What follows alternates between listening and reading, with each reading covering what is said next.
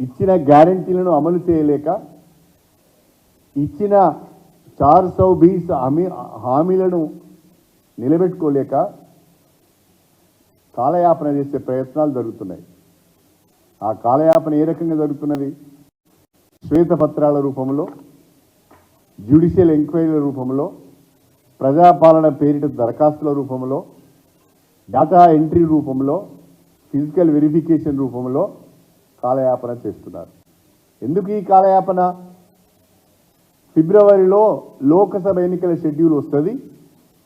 ఆ షెడ్యూల్ వచ్చేంత వరకు దీన్ని మనం లాగగలిగితే, షెడ్యూల్ వచ్చింది కాబట్టి, ఎలక్షన్ కోడ్ వచ్చింది కాబట్టి ఇవ్వలేకపోయామని చెప్పి తప్పించుకోవచ్చు, మరొక్కసారి ప్రజలను మోసం చేయవచ్చు అనే ఆలోచనతో కాంగ్రెస్ పార్టీ, కాంగ్రెస్ ప్రభుత్వం ప్రయత్నిస్తున్నట్టుగా కనిపిస్తున్నది. ముఖ్యమంత్రి గారు మాట్లాడుతున్న విషయాలు, పత్రికలలో వారు చెప్పిన విషయాలు, లేదా బహిరంగ సభలలో కానీ ఇతర సమీక్ష సమావేశాలలో కానీ వారు మాట్లాడుతున్న విషయాలు చూస్తూ ఉంటే వారికి సరైన బ్రీఫింగ్ ఉండడం లేదా వారికి అవగాహన లేకుండా మాట్లాడుతున్నారా? అర్థం కావడం లేదు. అనేక విషయాలపైన ఒక ప్రకటన ఇస్తున్నారు.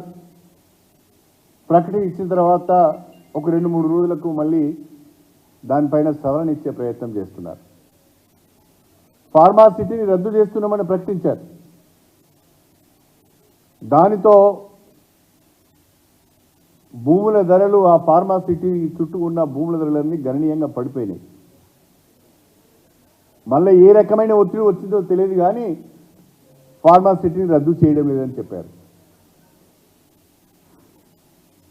మెట్రో రైల్ అలైన్మెంట్ మార్చుతున్నామని చెప్పారు.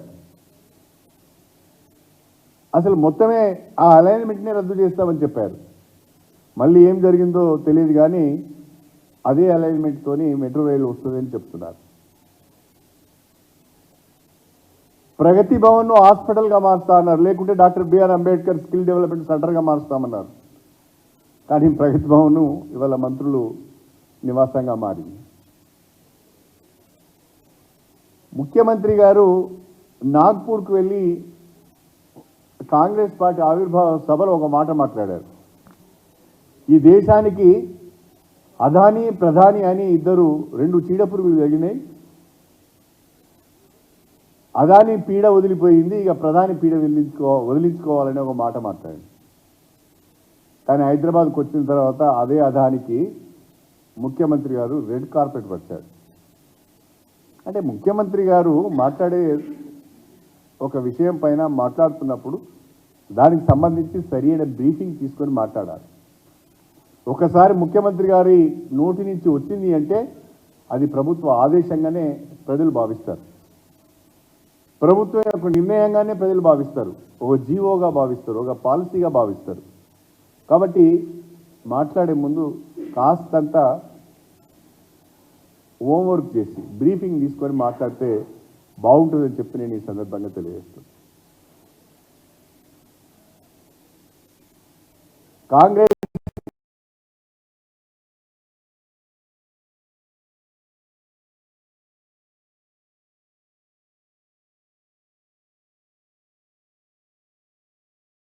ప్రభుత్వము